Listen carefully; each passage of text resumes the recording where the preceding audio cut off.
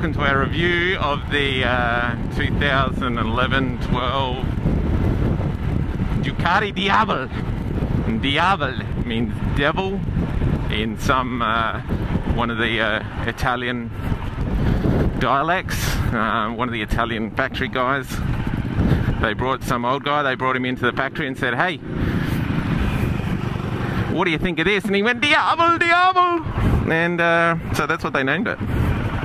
So it's, as you can see, some funky screen work there. It's pretty cool. It's not as huge and in your face as what I thought it would be, which is nice. This demo model that we're on's got 21,000 kilometers on it, so it's obviously had a good bit of demoing. If you've ridden Ducatis before and you know what they're like, the sport bikes are like riding high-powered bicycles because they feel really narrow between your legs. This is quite wide between my legs. The tank is big, so but you sit quite low in it. But everyone complains about the seat, that it crushes your nuts. Yeah, it does. It's an Italian cruiser. Italian cruiser and bruiser. But one of the moto shops here in Adelaide the other day had some pipes for this bad boy for 2.5 grand fitted, and that would probably be with an ECU upgrade, like most of the. So it was genuine Termi pipes, so generally they come with an ECU upgrade. It's got all these, as you can see on the dash, I'm in, what am I in? Sport, 162 high. It's meant to be ride-by-wire, and for those of you who don't know what ride-by-wire is, it means there's no direct connection between my right hand and the throttle bodies. My right hand's connected to the ECU, and the ECU decides how much the butterfly should be moving, depending on how much my hand is moving. Even though my hand might be at the stops, that's not the best way to get the power down. So the ECU will decide the appropriate way to do it. So some little Italian has decided the better way to control it than I have. And who's better to argue with the Italians about race bikes? On the road again. Can't believe I'm on the road again. So I'm in sport mode at the moment, and that throttle is, she's touchy. It's good. Good. Considering I've got this massive 240 rear tyre on the back of me, this leans and falls over. Everybody has talked about how well these Diavels handle, considering they're a ginormous motorcycle. This thing weighs 205 kilos dry and about 235 wet. It doesn't feel light and nimble like the 1098 does, so leaning on these corners is it's going to take a bit more bravery, I think. I think you could quite easily get used to this. It's got that typical cruiser tourer wide bar feel about it, not narrow bars like the obviously like the sporties have.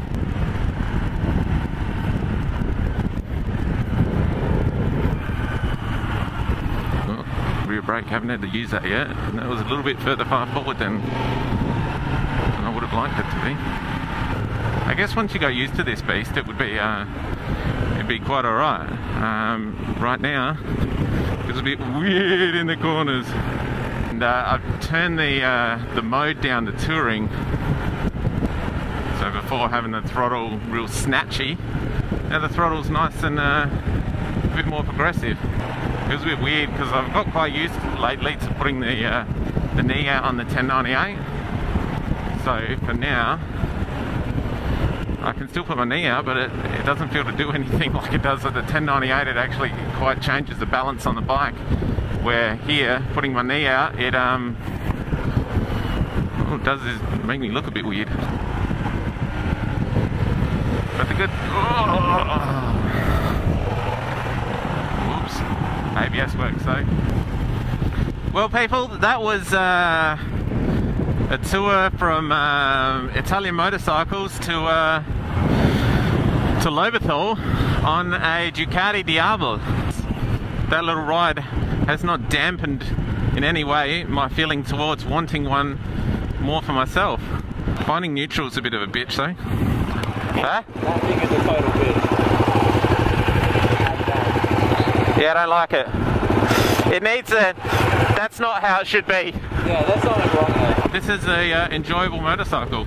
If you want a cruiser and you don't want to ride a Harley, which understandably a lot of Jap bike riders or Ducati riders don't want to do that, but you still would like that cruiser tourability, this bike is for you.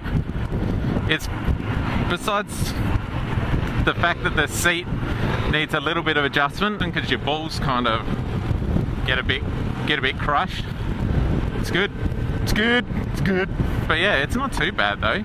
Like, it just needs a little bit underneath your nuts a little bit. I guess if you're a lady it wouldn't be too bad, but the seat, like where your ass is pretty good, because when you accelerate it just pushes you into the back of the seat.